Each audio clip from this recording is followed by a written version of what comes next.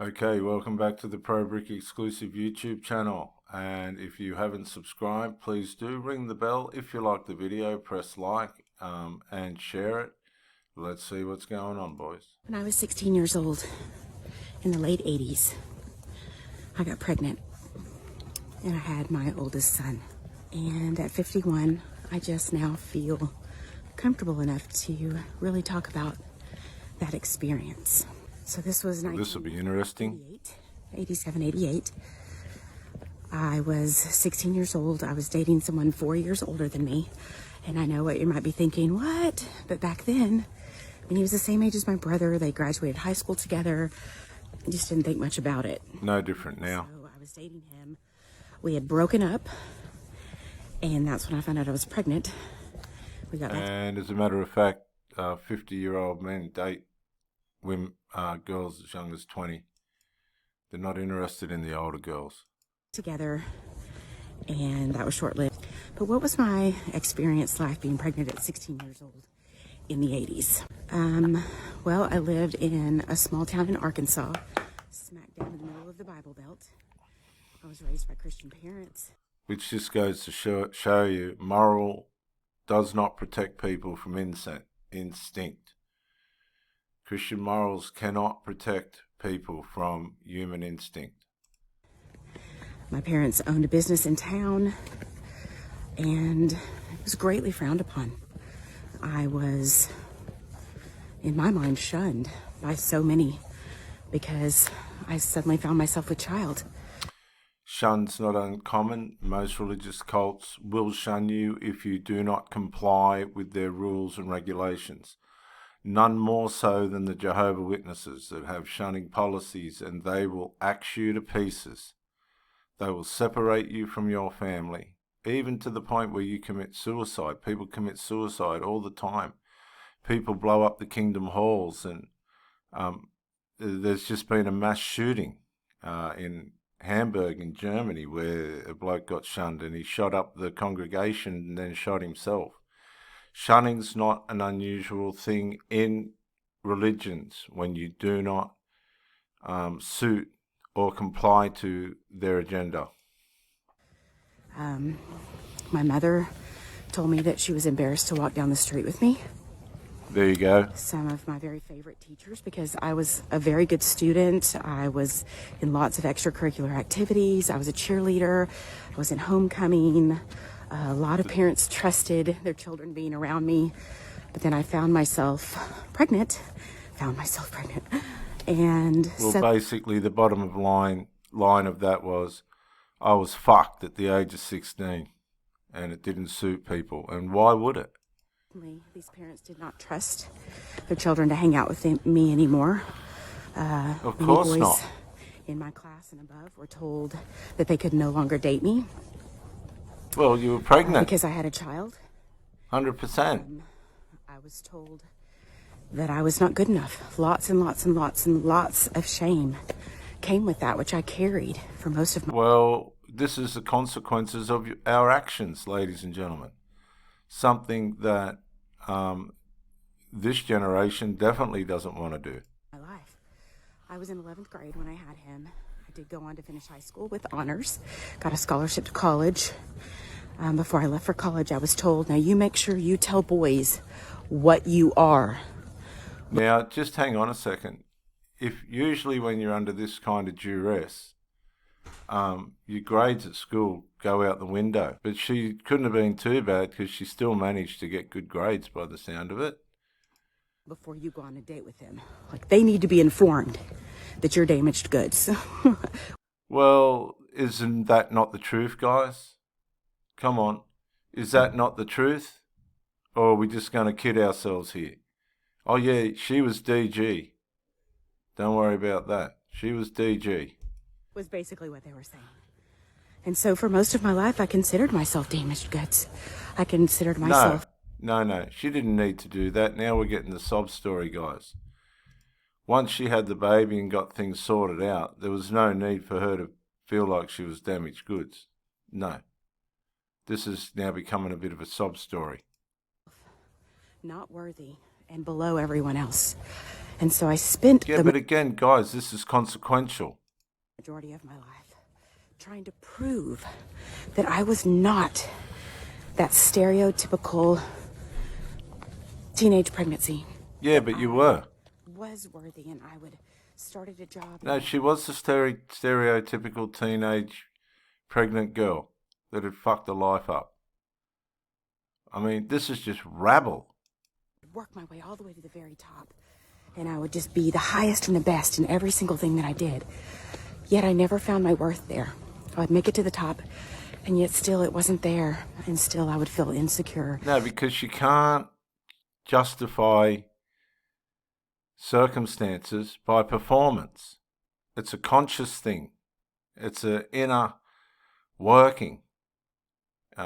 Position doesn't change internal damage and stuff that needs to be worked on from the inside out.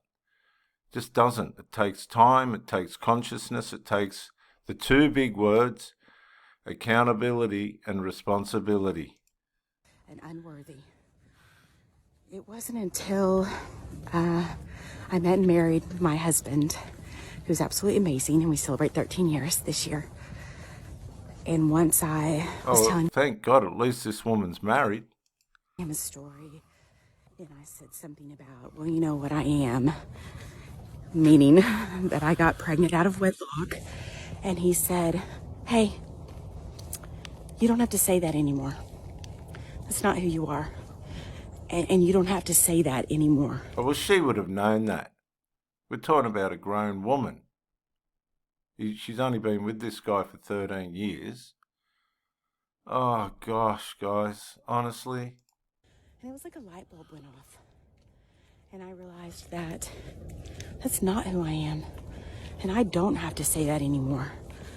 It was who she was in the past. But if it had been dealt with correctly, no, she didn't have to say that.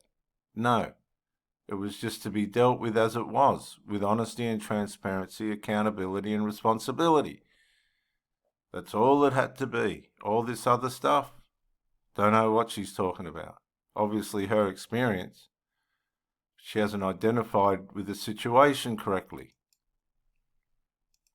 And that moment, and I can still be in that moment in 1 second, was very life-changing for me. And I really started working on my self-worth and stopped beating myself up for something that I did that is actually natural. It's a natural thing to do, to be in the wrong way. It's a natural thing to do, but at the wrong time and in the wrong way. Let's keep the story straight. Maybe not that young, but my grandmother was married and had children at 14, so I don't know. Well, who do you think she got it off then? Where do you think she got the permission within her mind to get pregnant at that age? From the grandmother. From the stories she heard about the grandmother. No, but I started letting go of all of that and all of that shame, because who were they to shame me? Oh, no. I don't think people were deliberately trying to shame her at all. I think it's her conscience was shaming her. Her conscience was shaming her, guys. Nobody else but her conscience. Subscribe, ring the bell, like, share the video if it's down your alley. Real.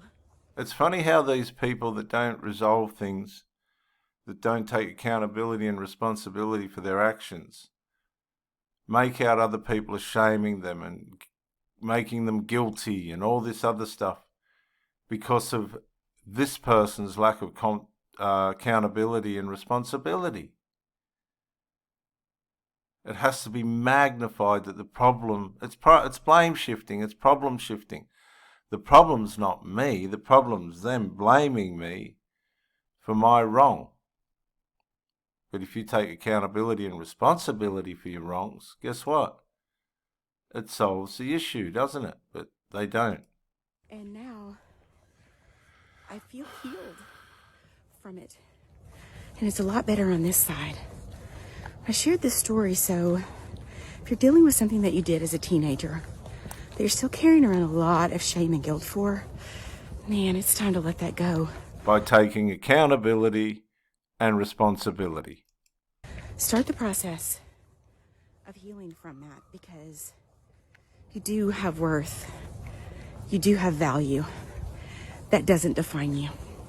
And it comes through accountability and responsibility. There was nothing in that message that really got down to the meat and potatoes of healing. Healing comes through, guys, accountability and responsibility. It's as simple as that, as hard as that is.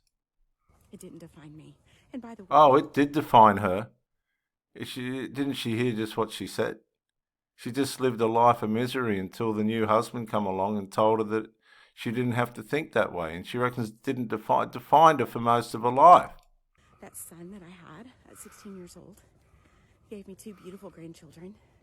He is a prominent member of society, successful entrepreneur, volunteer fireman. He has the biggest heart, and he blesses so many people's lives. So he came when he was ready to come. And although it wasn't ideal for me to be 16 years old when I had him, I'm so thankful that I did have him. And he is a blessing to so many besides just me.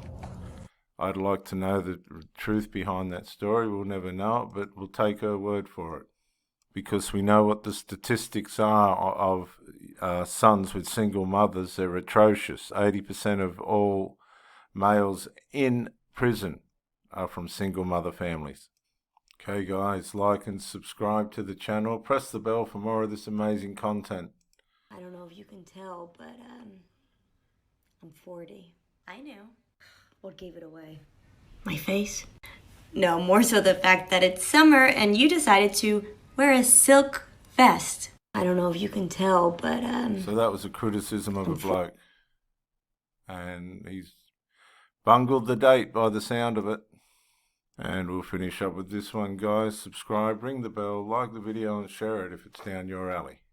So I'm supposed to be meeting up with this guy later, and I've decided in order to keep him on his toes, I'm gonna shave only half of my body. And I don't mean horizontally. I mean one very hairy leg, one very hairy armpit, half a very hairy crotch. So I'm supposed to be meeting up with this. Well, that makes sense, guys. That's what you're dealing with these days. Subscribe, press the bell. Thanks for joining me on the Pro Brick exclusive YouTube channel. This is Pro Bricky. Bye for now.